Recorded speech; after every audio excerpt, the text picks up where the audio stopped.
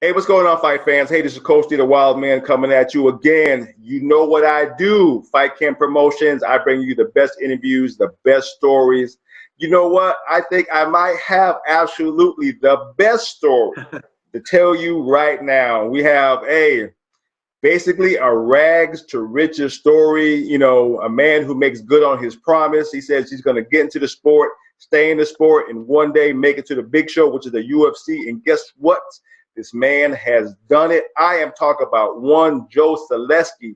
He showed everybody that as long as you stick to it and you believe in it and you have faith, you will get there, because that's exactly what he's done. So now we get the opportunity to see the after effect of him competing at the Contender Series. He is now a UFC fighter. He has a UFC contract. I can't wait to hear what this man has to say. I know you're ready to hear it too. So, Joe, man, tell me all about it, man. How all this come together?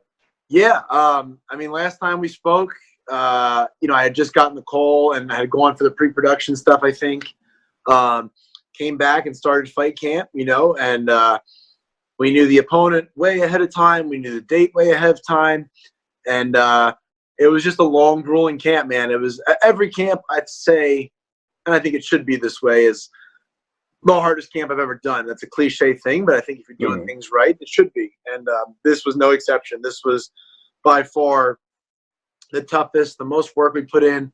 I was in 3 different cities every single week training, and it was just the perfect storm. I knew that win, lose, or draw, there was no stone unturned. I knew that I could walk away. I talked about before, wanting the truth, and the truth was going to come out regardless of the outcome. I know that there was nothing else I could have done. And I think it all kind of showed in there the other night. I think it was a good matchup for me, but I think anybody they could have put in front of me the other night would have been a good matchup because I was just too ready at that point in time. Okay, well, give the casual fan who doesn't follow the Contender Series, what's the format? You know what I'm saying? So, yeah. So how does the tournament work?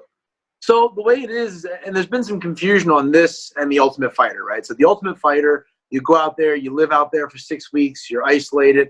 It's more of a reality show than anything, and you're fighting, I think it's 3 to 4 times in a tournament, 16 guys or 8 guys in a bracket format. The Contender Series is like kind of how ESPN used to have like Friday night fights or something like that, where you're not quite on ESPN, but you're on a big platform that leads to a bigger one, or maybe something like that, or be on an undercard of a big fight in boxing maybe. So this is more that. It's good exposure. It's just one fight. You train at home. There is no reality show aspect other than the fact that they tell a little bit of your story 30 seconds before you walk out. So this was just a fight like any other, but Dana White uses it to either recruit talent or give contracts out. And I had misspoke when I was on here before. I was talking about it, and I said he's given as many as 5 contracts or as little as 1, and that's not true. He had never given 5 contracts before. It's probably better that I didn't know that the other night, because the first 4 fights before mine were fantastic. And I wasn't thinking about the contract too much, but I was like, oh, yeah, he's given 5 before. Not the case. So they've given as many as 4 contracts before, and Tuesday night rather, was the first time they've ever given 5. So you're fighting out there in front of Dana White, Sean Shelby, and Mick Maynard. They're cage side at a little table of their own. There's about 100 people. You could hear a pin drop in there. It's just you, your coaches, him and his coaches, and everybody gets 4 passes for their family, and they let a few strangers from the outside in. So very small, very intimate, and I think you're fighting some of the best regional prospects in the country. I think anybody on those cards could be in the UFC on an undercard or even a main card. So there is no room for error, and I think that's probably why they do it like that, is to separate who can handle that heat and the pressure, because I know I was feeling it, and I'm sure everybody else was too. And it separates, the cream really rises there in that environment, I think. Okay, like I said, I saw the fight, so I know exactly how it went down. But did Dana White or Sean Sullivan, did any of them say anything to you about your performance and what made them decide to give you the contract? No, so the only time I talked to Dana White was right after the fight while I was still in the cage, and they were kind of waking my opponent up and all that. I just walked over and I said, hey, I saw you at CFFC 2 years ago. You told me to get more fights. Here I am, and he was like, he gave me 2 thumbs up and said, great job, kid. And that was it. I didn't talk to him afterward, oddly enough. I just saw what he said or really didn't say Mm-hmm. when they were giving the contracts. You know, he just said, I'm speechless. He really didn't say much. I did shake Sean Shelby's hand. Mm-hmm. Said, thanks for having me. You know, I'm excited to be here, and I'm ready to go. And he said, good job, or whatever. That's pretty much it. To be expected. You know, they had to go to they got to get ready for the next week, and I think Dana White was at the ESPYs the next night. Like, that guy's a busy dude. So in the grand scheme of things, I'm not anybody just yet. But you know, I'm excited to be here. I just got to talk to him through the cage. I went to try and shake his hand, but man, it was bombarded with you know, there's 5 guys that just got life-changing news. Everyone's trying to pile in. Yeah. He's in the interview section. They can only interview one at a time. Mm-hmm. By the time they let the first guy in an interview, he was gone, headed home, you know. So no worries there. I plan on, you know, having a lot of opportunities to do that in the future. And, yeah, it was amazing. I mean, I look it up. They were behind me in my corner. Mm-hmm. Was those 3 guys. Those are the 3 most powerful guys in mixed martial arts, pretty much, you know. Yeah. They have the key to change your life. You know, you can be the best fighter in the world, but if they don't think so, it doesn't matter, you know. I remember looking up when I got in the cage first, you know, blue corner, walk out first, and have time to kill. I remember looking up and Dana was like on his phone. I remember telling myself, like, well, he's busy. He's not going to be – don't stress it. You know, he's not really paying attention. But they were paying attention at the end, so that was cool. Well, like I said, so first of all, a couple of questions. So how did it feel the first time somebody called you a UFC fighter? Yeah, unbelievable. You know, we got back to the hotel, and they gave us a bunch of Contender Series gear, like hats and stuff, and I had a hat, and I was wearing it. And my old boss who was there, she had bought me a UFC hat at the merch table. Mm-hmm. And when I got off the bus to the hotel, they were all standing out front. I was on the phone with my manager, and they were all, you know, my wife and my brother, one of my best friends, my old boss, who's also one of my best friends in the world. She was standing there, and she just tapped me on the shoulder and was like, you're going to need this, and gave me a UFC hat. And on the plane home, I was wearing it backwards, and there was this older guy behind me tapping me on the shoulder. He's like, you're not one of those UFC fighters, are you? And I turned around. I was like, well actually, as of last night, yes, you know. And it was kind of weird to say, you know. And he was like, oh, were you on the Jones card? And I was like, well, no. And then I had to explain what the Contender Series is. I'm like, I haven't fought yet, but yeah, pretty cool. That was definitely a cool feeling. Okay, so let's be real with it. Is it a life-changing experience, like everybody says? Yeah, you know, me and my wife were at dinner last night, and we were talking about it. A few days in your life actually live up to what you make of them, you know, I think. You know, you have these expected emotions that come with things, you know, like when someone passes away, you know you're going to be sad, but you don't really know how sad until you get there. You know, when you graduate high school or college, I didn't graduate college, but, you know, you think you're going to be like, I thought I was going to be so excited to leave high school. It was one of the saddest things ever. I was leaving all my friends. I knew I was moving away. So things don't always go the way that you expect, you know, and I hadn't spent a lot of time thinking about this. It was more than I ever could imagine. You know, I said it was the second best day besides my wedding. And then I had told somebody that. My wife came out at dinner and was like, that was the best day of my life. That was better than our wedding day. And I was like, dang, like, okay, I guess, okay. She was like, that was so much more exciting. So I'd say, you know, my wedding day lived up to the hype because we didn't have a big wedding. So we had like maybe 100 people there. So we actually got to spend time and laugh and hang out with family instead of shaking hands and kissing babies the whole time. That was one of the best days ever. And this lived up to it. I mean, it wasn't even it's just the memories of the phone calls and the hugging my people that were there. And the, you know, those 3 words, welcome to the UFC. I'm not a big I mean, I get emotional behind the scenes, but I'm not like I try and stay here all the time, you know. And you can see it in my face. I was like, yes, like it's just to say you're going to do something and to do it is, you know, and now there's a lot more work to be done, but just to prove I wasn't nuts, you know. And you can sound real crazy because, you know, especially in a sport like MMA where, you know, in the amateurs, there's a big gap between there's perennial amateurs who are amateurs for life, and that's fine. Who just do it and they talk about, I'm going to be in the UFC, but we all know that's never going to happen, you know. And I think when you start making claims like that, you can be perceived as crazy, especially when you walk away from college or you quit a job or whatever it might be. And I think for the last 4 years, I've looked like an insane person to a lot of people. And no matter what happens from here on out, I've shown that I wasn't nuts and I can do something that I set my mind to. It's just I'm not satisfied because I have really high goals for myself, but I feel validated for sure. And I feel like I can just like, I feel like everything that I claimed, and I'm not a crazy person, and that was just a feeling of, I don't know, I'm sure when I go to my first fight and win, I'll get that same feeling, but it's very few feelings in life can match that. It was definitely lived up to the hype, if not exceeded it. Well, like I said, it's your job to stay humble. It's my job to boost it up. So think about this. You get to walk around and people get to talk about you in the same category as Wonderboy Thompson, Justin Scoggins, and there's all the big names that came out of South and North Carolina. You are now in that mix of guys who and women who's rose to the next level. So now people are going to be behind the scenes, young up and coming fighters wanting to be like you. I mean, it's like I say, we don't want to admit it, but that is the case. There's somebody right now going, I want to be like Joe Solecki. Like I said. That's something that I think about a lot. That is strange, but that's something that I think will keep me in check, is I'm trying to set a good example for, I've never seen anybody, my coach, John Salter, is super successful. He's the #1 contender in Bellator, but when I met him, he was successful, so I've never seen anybody come up and get a shot and capitalize on it. I've only seen failure since I started MMA as far as getting to that big next level.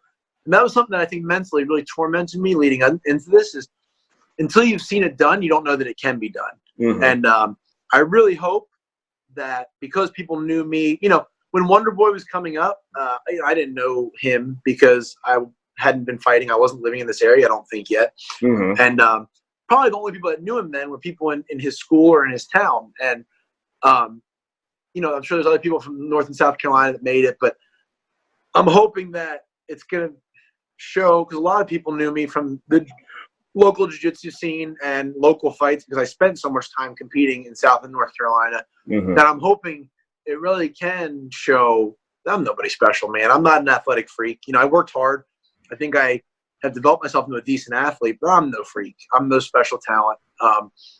But I really do hope that can show people that have known me from the ground level that, like, if you just do it the right way, I think there's a lot of things are possible, Well, I'm not going to let you say that you're not somebody special. Okay, but what makes you special is that you stuck to your game plan. Do you know how hard it is to follow a dream? Everybody dreams, but very few people can follow it. You know what I'm saying? Because life gets in the way. Like I said, you're married, you got bills to pay, you got obligations.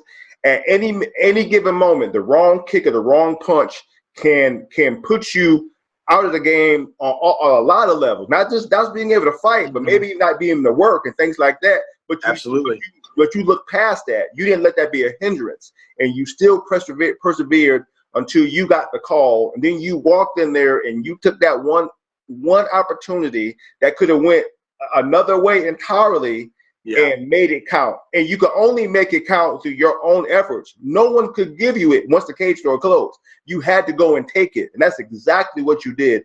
That's why all the love came from social media across the board, because no one gave you that opportunity. You had to effing take it in order to get that contract, and you did. So from a man's perspective, you're a man's man. You know what I'm saying? I appreciate that. You took something from somebody else and you came out with the contract. That's how your dad gonna do it in this fight game. Sorry, y'all. I got hype because deserves the hype. So with that being said, what's next for Joe Solecki? I was back in the gym. Wednesday we traveled all day. It was insane. Like I left the hotel in the car at 6 a.m. I didn't sleep at all the night after the fight, not because I was out partying, because I was sitting in bed, just mind racing, and I was still full of adrenaline, After a 3-round fight, you can fall asleep. After a 1-round fight, there was so much adrenaline still running through me, there's no way I'm sleeping. So in my coaches had their room, and then my brother was in the other bed in the room, and I was next to my wife, and we had the 2 beds in the room, and I'm sitting there, and he's asleep because he's exhausted from running, jumping up and down. My wife's exhausted from crying like a baby all day. And I'm sitting there just like, now what? I was watching The Office, and answering people on social media saying thank you. The outpour of messages was insane. Like I probably got 300 messages, if not more, Easy. And most of them from strangers. You know, it's incredible. We got in the car the whole next day and traveled. And then Thursday I got back. I had to do more travel because my boxing coach is out of Myrtle Beach. So we flew out together. So I had to go to Myrtle Beach, pick up my dogs from my mother-in-law's, drop my boxing coach off, all that stuff. So I was back in the gym Thursday night at the end of practice to see my team because that's my family here, you know, and I had to see them. And I was back in the gym on Friday. So I'll be back training. I was back training today right before we got here. That's why we had to do it this time. Easing back into it, but I'm just going to do everything I've always done. You know, nothing's going to change. Gosh, I'm going to be training just the same, if not harder. We have a good friend of mine up at Jimmo's, Scott Holtzman's fighting in 3 weeks at the UFC in Newark. So I'm going to be traveling back to Charlotte next week to let him beat me up like he always does and give him hopefully some good work for the next 2 weeks. And then I'm going to go up and watch the UFC in Newark, which I think is cool because then I'll get to visit some family in New Jersey. And it's just back to the grind, man. It was hilarious because last night at dinner I was telling my wife, I'm like, I want to go watch Scott fight because he really helped me a lot this camp, you know. And really shared his experience with me, which I think is priceless. And she's like, okay, well, I want to get up there and go if you're going to visit family and stuff. I want to go to the fight. I said, okay, I should be able to make that happen. She's like, well, how? And I looked at her, I was like, well, babe, I should be able to get 2 tickets. I'm in the UFC. And she was like, oh, my God. Yeah. And like, so, I mean, I'm going to try and enjoy those little things, but I'm going to be working. I'm going to go up and you know, watch him fight, watch him get a win, and then I'm going to go visit my old instructor, who's still I consider my jiu-jitsu instructor. I've known him since I'm 6. I'm going to go see with him, train with him, and then see my family. And, you know, that's going to be really nice, and I'll still get to train. And, you know, I'm hoping – I don't know where my crazy brain comes up with these ideas, but at the little post-fight press conference, I said Madison Square Garden, November 2nd. I'm from New Jersey. That's a 2-hour ride from my neck of the woods. I have friends in New York, friends in North Jersey. There's no reason for me not to be on that card, so that would be amazing. But I don't know. Beggars can't be choosers. You know, I'm just happy to be here. I mean, no matter where they go, it's going to be somewhere different than where I've been fighting, which is what, you know, Philly, Atlantic City, and South and North Carolina. I'm going to see somewhere I've never seen. So that's part of this job, too, is seeing the world and bringing my team, my wife with me. And it's going to be great no matter where it is. You know, I'm ready to go. I know that's right. Well, let's talk about, are there any perks to being a UFC fighter? Is there some things you get just because you're a fighter? Not that I know yet, but you know, I know we'll get the Reebok endorsements and the Reebok you know, gear and all that. That's pretty cool. And I just think for me, the thing I'm most excited about is when I always joke and say it's my eye doctor, but it is most of the medicals we go to. You tell them you're an MMA fighter and they go, is that like the UFC? And I have to be like, well, no, it's not, but it is, but it's lower level. I think the biggest thing for me is I can just answer with yes, because I'm socially awkward. I'm a shy guy. And somebody's like, oh, you know, then the doctor doesn't have to pull me aside and go, do you ever think you're going to make any money at that? And I can say, well, I'm in the UFC, and they'll know what that is. That's the biggest relief for me. That's the biggest perk that I can think of. But I'm sure there are. I think I'll be able to get tickets to that fight in Newark, I hope. But other than that, I don't really need anything. You know, we've been living pretty simply for a long time. We're going to keep doing the same thing. And, yeah, I think just being able to say that that I'm in the UFC will be a lot of a relief for me when, you know, a lot of people I meet act like I'm crazy for pursuing fighting. Now they'll be like, oh, you have a job. You know, I have a job. For the first time in 2 years, I have a real job. You know, 2 years ago after the UFC in Charlotte, I walked into my job that I loved. That was perfect for pursuing MMA on the regional scene with the hours, and it was full-time, but it was part-time, you know, and they would let me go train and let me take off. And if I came in with a black eye, they were fine. They're 2 of the most supportive people I know. I walked into that office and told them I was moving, and I told them why. And I said I was going to quit or I was going to move and commit to this, you know, in full time. And it's so funny because I had one extra ticket, and one of the, you know, the bosses were husband and wife, and he had to work because it was a Tuesday at their practice in Myrtle Beach Spine Center, and she flew out and came. So she got to stand there cage side and see me sign my agreement with my new boss, you know, and they believed in me, and they told me I always have a home there if something didn't work out, you know, when I left and all that. And when I moved, you know, after one of my fights, I took a job in Wilmington doing that same thing. It was at a chiropractic office, but it wasn't as part-time as it advertised. It was full-time. And I spent a week there. It had benefits, had paid time off, it was all these great things. The pay wasn't amazing, but it was much different than what I have ever been making, Yeah.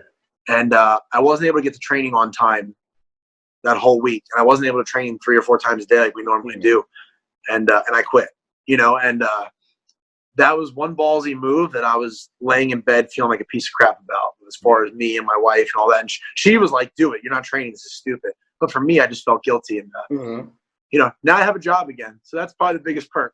I can put on my resume that I have a job and I work for the UFC. Whether it's they can cut me tomorrow if they want, but I still had that job, so that's the biggest perk. And like I said, and you can go down in history as a UFC fighter. Not many people can say that. Absolutely. So regardless, even if you got cut tomorrow, that still goes on your resume as something that you've done. You've accomplished a goal, which not a lot of men do. They don't. Absolutely. They strive for it. Some never. Very few get there, and you have gotten there. So we're gonna switch gears. Let's talk to your friends, and family. Let everybody know exactly how you feel about them supporting you. Me number one, because I'm awesome. Yeah. Let all your fans and sponsors, everybody know this how much you appreciate this journey with them. Yeah. Well, first of all, I appreciate you having me on. Let me tell my story, because before the fight, I think I did 2 interviews. My opponent did a ton. All the articles were talking about him, that he was an LFA veteran and a Bellator veteran and all this stuff, which is fine. He has the accolades to deserve that. But really, I only talked to you, and I did 1 podcast the day before the fight, and that was it, And me and my brother's podcast, it's called Brown Up Podcast. I did that one too, but I don't think that counts. But really, you gave me the time of day, so thank you. I'm just going to start from the top, man. There's a lot of people that have been behind me. My first instructor, he's still my lifelong instructor. He'll always be my instructor. I don't care if I'm 100.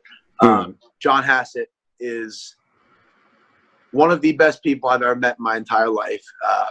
When you meet him, it lives up to the hype. I always say, like, that awful day that comes, 50 years from now when he passes away, they're going to have to shut his town down, because when you meet him, you think I think I'm the closest person to him, or I'm the closest student he's ever had. And when you meet other people, they all think the same thing, because he's the guy that shows that much care and love and attention to each person that he comes in contact with. The stories about him are going to carry on, forever, because he's bigger than just the jiu-jitsu instructor. He's bigger than just some community figure. He's just a very special person that all the people that I've talked about him down here for years, and I've had a couple people come up with me when I go up there. They're always like, "Dude, he's even better than you said." Like, he just lives up to the hype as far as an instructor. As a competitor, he was a 5-time Pan Am gold medalist, once at every belt level, blue through brown in the Masters division. And he talked the talk, walked the walk, and then as a father and husband, he has 4 amazing kids, an amazing wife, and that's somebody that I grew up wanting to be like.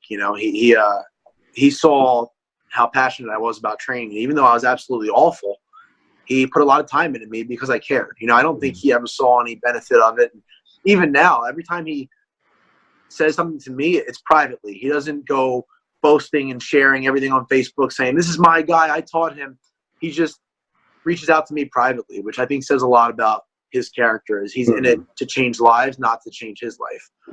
So I owe him everything. My boxing coach at Fitness Edge MMA, Chris Galb, is one of my best friends in the world, one of the closest people to me.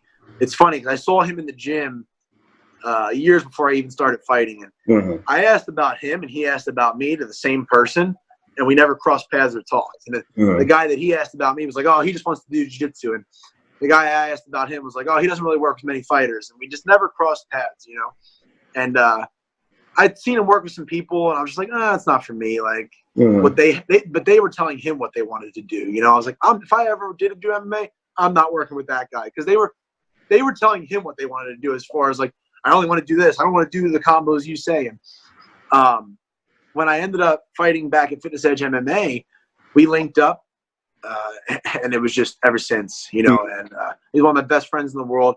The stuff this guy puts his body through to hold pads and to travel and just do all this stuff. I mean, he doesn't talk about it a lot, and I don't want to exploit him, but he's a leukemia survivor, you know. Oh. I mean, he's got to wear, you know, braces in his ankles and shoes to keep him up and moving, you know. And I was joking with him the other day. It's easier for him to box and hold pads than it is to walk around and, you know, get up the steps, because he's a lifelong boxer. He's a lifelong martial artist. He had a purple belt under Hickson. He's the man, you know, and that muscle memory kicks in, man. We ramp up before the fight, and he's pumped, and I'm pumped. And I was hitting him with shots that he wasn't holding up to. I was so nervous. He's loving it, and we're just that's one of my best friends in the world, man. And that guy does not get enough credit. I know I wouldn't be here without him. And he always talked about what I could be, not what I was. You know, when I couldn't put two punches together, he always just talked about what I could be, and he still does. And we're going to go far in this sport together, and I know that no matter where we go, I don't care if it's Madison Square Garden, Abu Dhabi, anywhere, he's going to be with me, you know, and I don't care if it's 10 years from now. I don't care if I have $1 million or no money. I know he's going to be standing there, and that's what makes him so special, you know. I want to thank all the guys at Fitness Edge MMA. Man, Mike Kelly opened his facility almost over 10 years ago.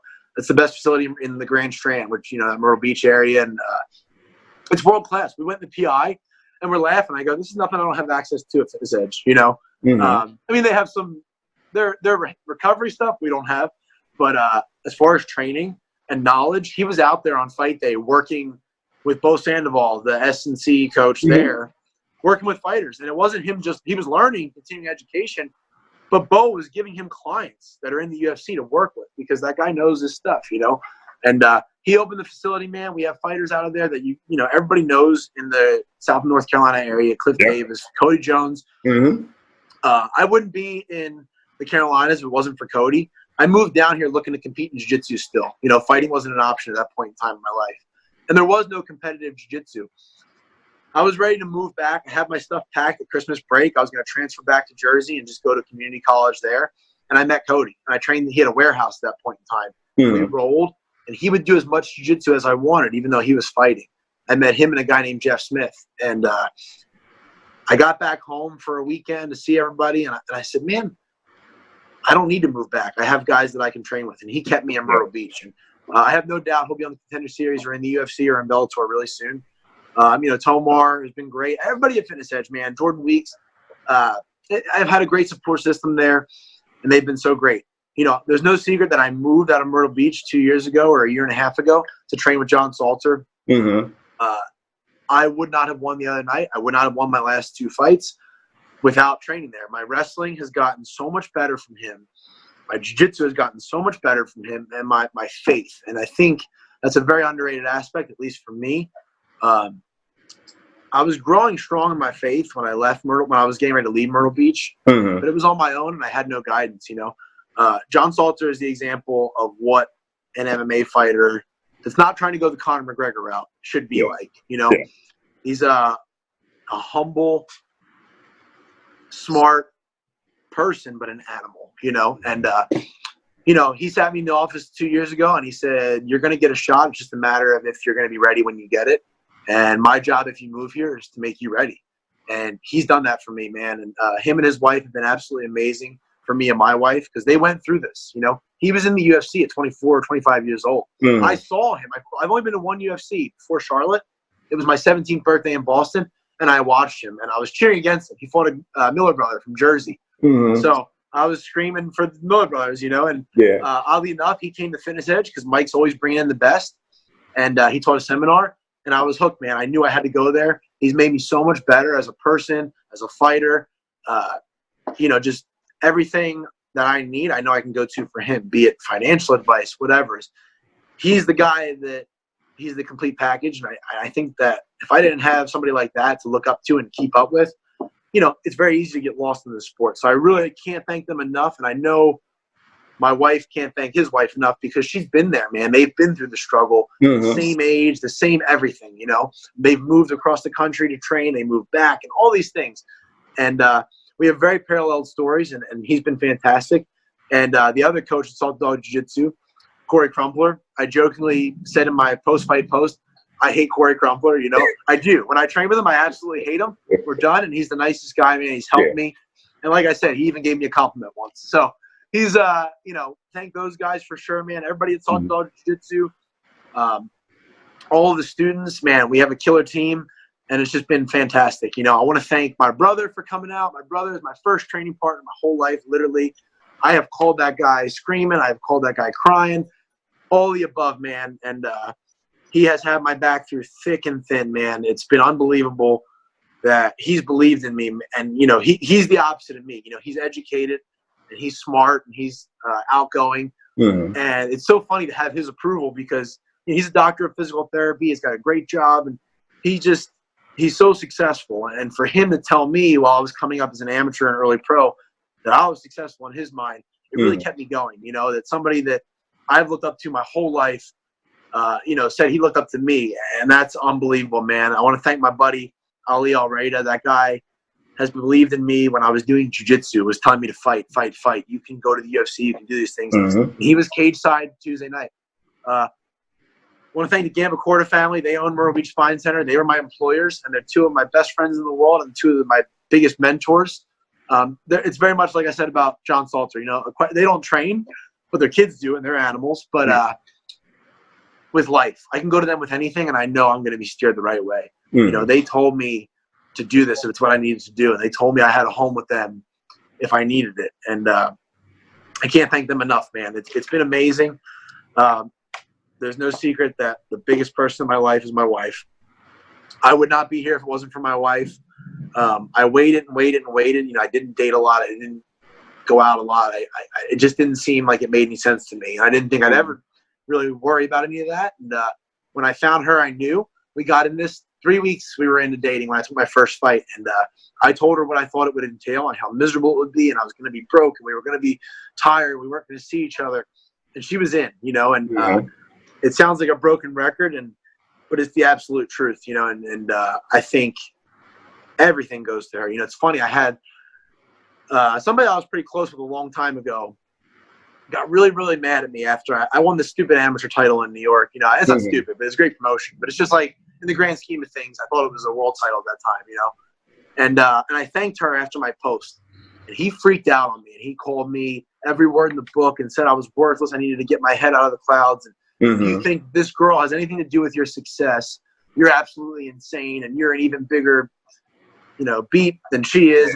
And it was terrible, you know. And it's just so funny now to look at ESPN Plus the other night and to see they gave me a lot of credit, but it was 50-50. They talked about my wife probably just as much as they talked about me. And that's how it should be. And I know that whoever said that, I know who it is, you know, that they're sitting in their house so angry looking at that. And it's so funny because when you believe in the people around you and they believe in you, it's a special thing that people that are so bitter and so angry can't comprehend, you know.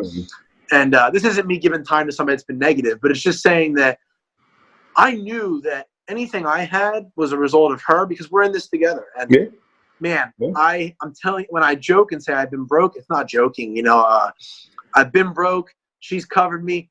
Leading up to this fight, you know, I'm far from broke now, but I mean, I'm not far from broke now still. You know, it's still not life-changing money. It's life-changing opportunity. But, man, my transmission blew on my car. Who do you think floated me the money and got us through that? You know, my wife. My wife is – she's the unsung hero, man. It's unreal, and she just deserves all the credit in the world. And I'm so happy that no matter what happens from here, between the Fight Game documentary that guy Andrew Fairey is making in Durham and between ESPN Plus the other night, that we're going to have these moments long after, you know, I'm retired to show our kids and show our grandkids, and that we're going to have something that we built. And that's worth more than money. That's worth its weight in gold, is that win, lose, or draw from here on out, we built something together. We believed in something together, and we achieved it. And I think that's going to show a lot of what you can do with good people behind you. So I have to thank all those people, man. And I just have to thank everybody that's reached out. It's been unreal. The Wilmington community, the Myrtle Beach community has taken me in. I mean, they always did, but to really come back out and rally behind me, man, it's been unbelievable. I don't think I'll ever be able to repay that. I hope one day I can. But, man, the exposure I've gotten, the just everything. The people have reached out, people that bought shirts and people that are messaging and commenting. Someone bought me joesolecki.com because they're worried someone was going to buy it before I got it. And they sent it to me for, it may not cost much, but I don't know them. They messaged me and said, hey, we have family in Wilmington. We're from Eastern or Western North Carolina, whatever. We just wanted to do this for you in case somebody else bought it first. Get in touch with my husband. He has the details. No strings attached. And I was like, people are really, truly good when you put good stuff out there. The world has a lot of bad in it. But when you're living a life of purpose and you're being vulnerable, which is the only thing I've done. I'm nobody. Like I said, and I know you're going to argue. I'm nobody special. I'm just being myself on the post-fight media, on this and that, and people have responded really well to it, which is amazing. But man, I am not a strong person. I'm a weak person, man.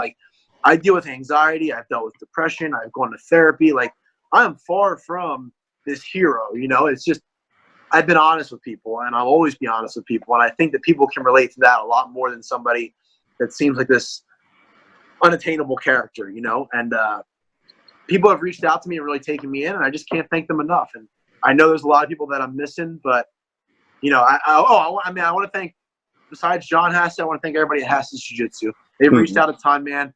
The old school guys up there I need to thank, but I know I'm going to miss a few. But I got to thank this Emery Dobson, man. This guy took me to my first fight ever. He took me to my first UFC ever. When I got my blue belt in jiu-jitsu, he bought me my blue belt shorts, like the BJ Penn style shorts. Those were my best friends when I was 8 and 10 and 12. And instead of hanging out with other sixth graders, I'm hanging out with these guys, Joel Pignataro, man, Jeff Jones, Ed Ferrari, John Weber, just all these guys at Hassett Jiu-Jitsu that I came up with. I keep in touch with them all the time still. They get in touch with me.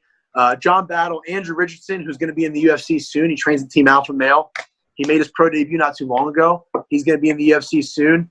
His dad drove me to my first jiu-jitsu super fight. We got there. I had to pay $50 to do it, and I had to help set up the ring. It was far from a super fight. And those moments were just as special as these, and I just got to thank all those guys back there. And I wouldn't be here without all of them and all the people that I just mentioned. I know that was long-winded, but I don't get a lot of opportunities to thank those people, and they need to hear it. Hey, I'm with you there. And let me remind you of one thing. Like you said before, good things happen to good people. You are definitely a good person. You always got Thank you. I appreciate that. You've always been even killed. And like I said, me, I try to keep it honest. I want people to tell me the truth about, because I said, don't think I didn't talk to a lot of people about you. Okay, Joe Solecki do it? Is he going to be the guy? Everybody said the same thing. They said, he's a great guy. I see him doing big things. That's exactly what you're doing. But the number one thing that you did not do, that why everybody loves you, is you didn't give up. I appreciate that. And that's it. That's what establishes greatness, not giving up. Because it's easy to give up. Look how social media is. They can talk you out of anything. You know what I'm saying? Enough people saying you can't do it. You go, maybe I can't do it. Maybe you talk yourself into not doing it. But that wasn't you. That's why people love you. And one thing that I will say is I'm not preachy, but if anybody is watching this, you got to be realistic with yourself, right? Do I have the actual what it takes? Because some people are a little unrealistic. But I read something in Teddy Atlas's book, and I think it stands out. I really like his whole, like Dustin Poirier said, I have 25 minutes to make life fair, 15 minutes, and I did. I thought that a lot this camp. I didn't post it because I don't want to be preachy, and also he already did that, and he's way cooler than me. He's got the world title. But the other thing that I saw that he said was there's a point in time in life and in a fight where it seemed like the easiest thing to do is give up. And in the short term, it feels like that. And in the long haul, that's the hardest thing to do in the world because you have to live with that for the rest of your life. And I know that after getting knocked out, and I'm in the hotel room crying last July at 864, giving up was a big option. It probably would have been a smart thing to do, and the easiest thing to do is to go get a job. But I had to assess that, and I think if I would have done that, the rest of my life would have been really difficult and really miserable. Just knowing whether I won or lost the next fight, I had to know the outcome. So, I think giving up, it seems like the easiest thing, and it's the hardest thing in the world. So definitely keep pushing. Anybody out there that is watching this and is struggling, if you have the actual ability and you actually are being realistic with yourself, I don't think you should give up, All right. Well, you heard it. Joe Solecki told you exactly what's on his mind, and he had a lot on it, which is important. And think about this, fight fans. Coach D, I try to find the best interviews. And guess what? Joe Solecki is now the 5th UFC fighter I had the opportunity to interview. So he is now in the list of guys like Daniel Cormier, OSP, Wonderboy Thompson. He's among some of the greats. Even though he started out, he's a great in my book because he's the man. Went in, did his daggone job, and came out with the contract. So you got to give it to him, fight fans. It is what it is. So once again, Joe Solecki, give us your name, give us your family's name, and give us a gym you train out of. Yeah, my name is Joe Solecki out of Salty Dog Jiu-Jitsu in Wilmington, North Carolina. Fitness Edge MMA in Myrtle Beach, South Carolina. And something I forgot to shout out, which is Jimmo in Charlotte, in Gastonia, North Carolina, with Jeff Jimmo and those guys. Jeff Jimmo's a genius. Scott Holtzman, Barbarina, Impa, Chase Gamble, Dylan Cowell, all those guys, amazing camp. And those three have been my team this whole camp, those three gyms, and can't thank them enough. All right, you heard it. This is Coach D doing what we do, giving you the best interviews, talking to UFC fighter Joe Solecki. Till you hear from me again, peace out.